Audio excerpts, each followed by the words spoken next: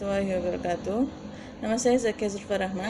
Di sini saya akan menjelaskan tentang akad-akad yang ada pada lembaga mikrosyariah. Akad-akad yang ada dalam lembaga mikrosyariah yaitu terbagi menjadi dua, yaitu penghimpun dana dan penyalur dana.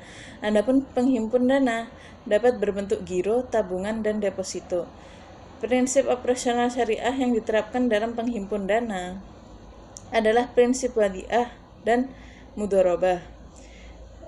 Kemudian yang penyaluran dana, secara garis besar produknya dibagi menjadi 4 dalam hal penggunaannya, yaitu jual beli, bagi hasil, dan ujroh.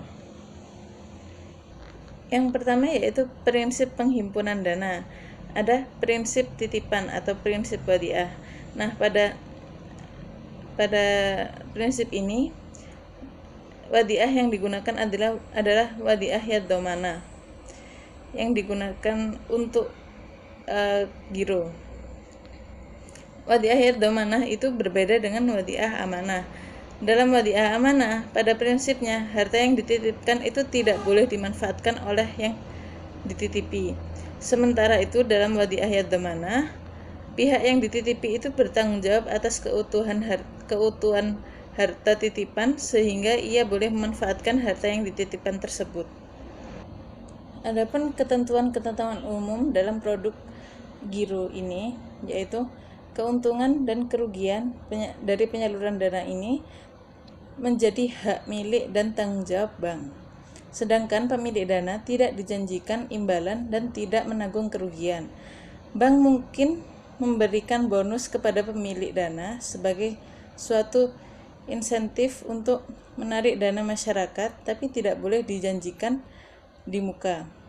Bank harus membuat akad pembukaan rekening yang isinya mencakup izin-izin penyaluran dana yang disimpan dan persyaratan lain yang disampaikan selama tidak bertentangan dengan prinsip syariah. Khususnya bagi pemilik rekening giro, bank dapat memberikan buku cek, bilet giro, dan debit card. Ketentuan-ketentuan lain yang berkaitan dengan rekening giro dan tabungan tetap berlaku selama tidak bertentangan dengan prinsip syariah.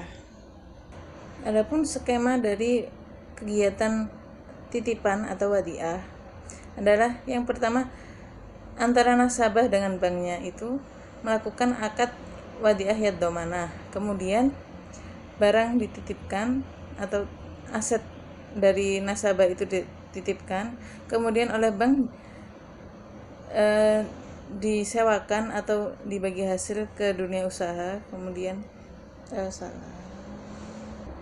adapun skema dari kegiatan titipan atau wadiah, yang pertama yaitu nasabah dengan bank melakukan akad wadiah yad-dhamanah. Kemudian nasabah menitipkan asetnya atau uangnya kepada bank. Kemudian oleh bank itu dilakukan pemanfaatan aset. Setelah itu, setelah mendapatkan hasil atau margin dari pemanfaatan aset tersebut, kemudian bank memberikan bonus kepada nasabah dan mengembalikan asetnya tersebut. Kemudian yang kedua yaitu prinsip mudharabah. Dalam mengaplikasikan prinsip mudharabah ada yaitu penyimpanan atau deposan, bertindak sebagai shahibul mal. Sebagai prinsip yang kedua yaitu prinsip mudharabah. Dalam pengaplikasian prinsip mudharabah ini, nasabah menjadi pemilik modal atau shahibul mal, sedangkan bank menjadi mudharib atau pengelola. Nah, dana dari prinsip mudharabah ini dapat digunakan bank untuk melakukan murabahah atau ijarah, atau dapat juga dana mudharabah ini digunakan oleh bank untuk melakukan mudharabah kedua. Nah, hasil dari usaha ini akan dibagi hasilkan berdasarkan nisbah yang disepakati. Adapun dalam hal melakukan mudharabah kedua ini, bank harus bertanggung jawab penuh terhadap kerugian-kerugian yang terjadi.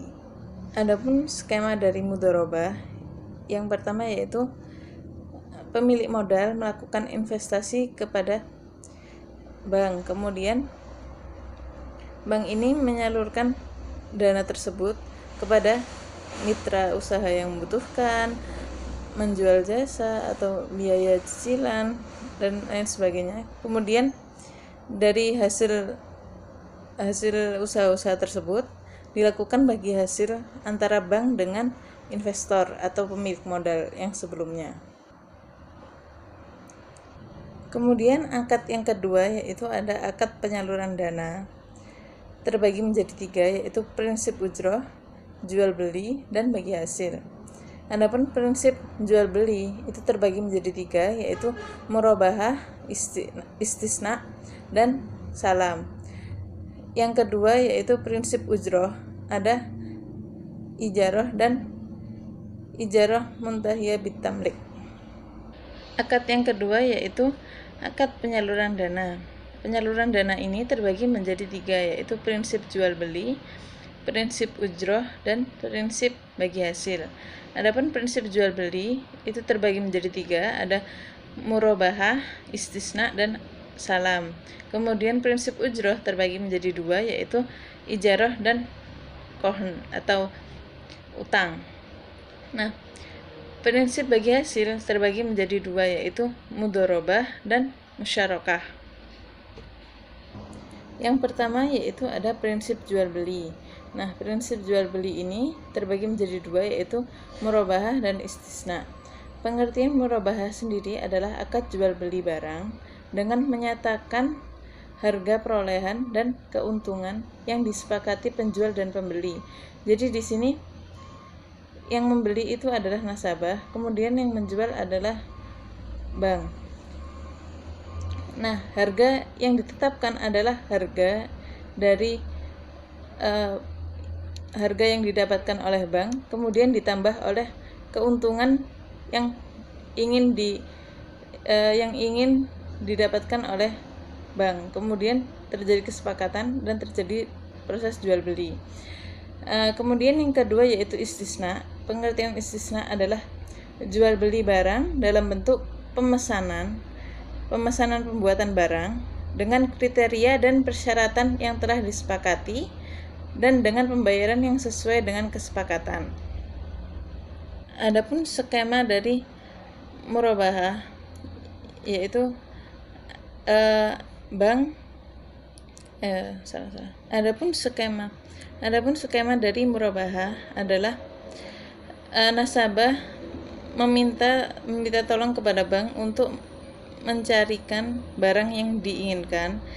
Kemudian bank mencarikan barang yang diinginkan. Setelah dapat, bank memberikan nominal harga yang terdiri dari harga barang tersebut dan keuntungan yang diperoleh oleh bank.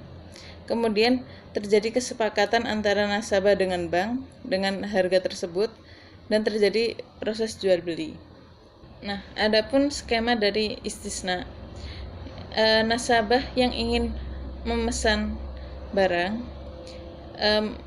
meminta tolong kepada bank untuk memesankan barang, kemudian bank memesankan barang kepada nasabah yang memiliki jasa untuk membuatkan barang tersebut.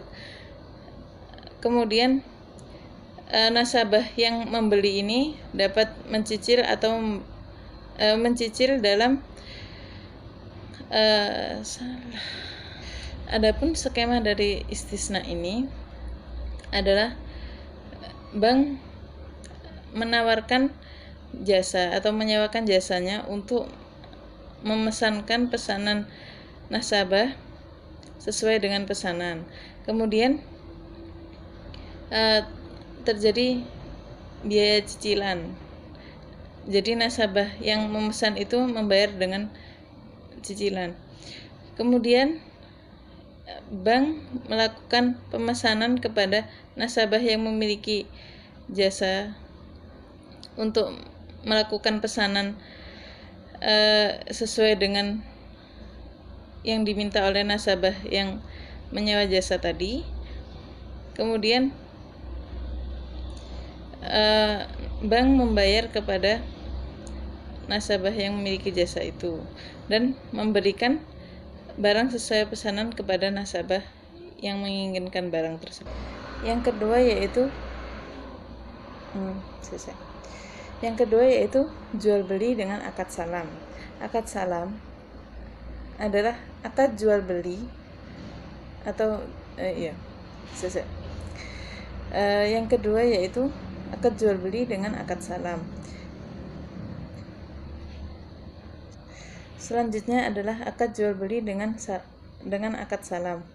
Pengertian akad salam adalah akad jual beli dengan menangguhkan pengiriman yang dilakukan oleh penjual sampai pelunasan dilakukan sesegera mungkin setelah barang yang dipesan itu sampai, dengan syarat tertentu. Maksudnya adalah jual beli dengan yang selanjutnya yaitu akad jual beli dengan akad salam. Jual beli dengan akad salam adalah akad jual beli yang pembayarannya dilakukan di muka atau dilakukan pembayaran terlebih dahulu, baru setelah itu barang yang diinginkan dikirimkan, seperti itu. Adapun gambaran dari transaksi salam yaitu yang pertama, terjadi pemesanan dan dengan spesifikasi yang ditentukan oleh yang dilakukan oleh pembeli dan penjual. Kemudian terjadi negosiasi dan akad salam antara penjual dengan pembeli.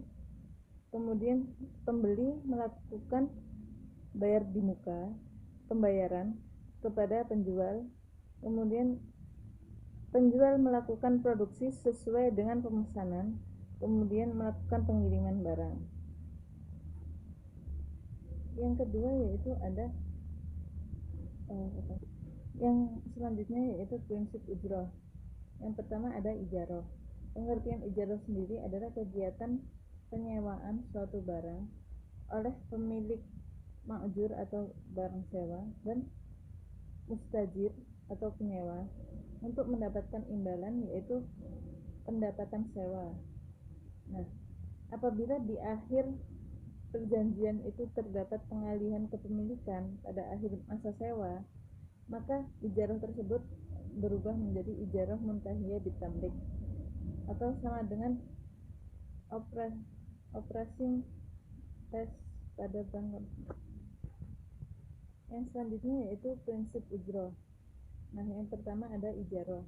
Pengertian ijarah sendiri adalah kegiatan penyewaan suatu barang oleh pemilik barang sewa atau ma'jur dengan mustajir atau penyewa untuk mendapatkan imbalan yang sesuai yaitu pendapatan sewa. Nah, jika di akhir masa penyewaan itu terjadi pengalihan kepemilikan, maka ijarah tersebut berubah menjadi ijarah muntahiyah bitamlik. Prinsip ujroh yang kedua yaitu ada kohn atau utang piutang. Nah, kohn ini adalah pinjam meminjam dana dengan kewajiban pihak peminjam mengembalikan pokok pinjaman secara sekaligus atau dengan cicilan dalam jangka waktu tertentu. Kemudian yang terakhir yaitu ada prinsip bagi hasil. Nah, prinsip bagi hasil yang pertama yaitu ada musyarakah. Bentuk umum dari usaha bagi hasil adalah musyarakah atau syirkah, yang biasa kita sebut dengan syirkah. Transaksi musyarakah ini dilandasi adanya keinginan para pihak yang bekerja sama untuk meningkatkan nilai aset yang mereka miliki secara bersama-sama. Semua bentuk usaha yang dilibatkan dua pihak atau lebih, di mana mereka secara bersama-sama memadukan seluruh bentuk sumber daya, baik dengan sumber daya yang baik, yang berwujud yang terakhir yaitu prinsip bagi hasil. Dari prinsip bagi hasil, akad yang pertama yaitu ada musyarakah. Bentuk umum dari usaha bagi hasil adalah musyarakah atau yang syirkah. Yang terakhir yaitu ada prinsip bagi hasil. Prinsip bagi hasil yang pertama yaitu ada musyarakah. Bentuk umum dari usaha bagi hasil adalah musyarakah. Transaksi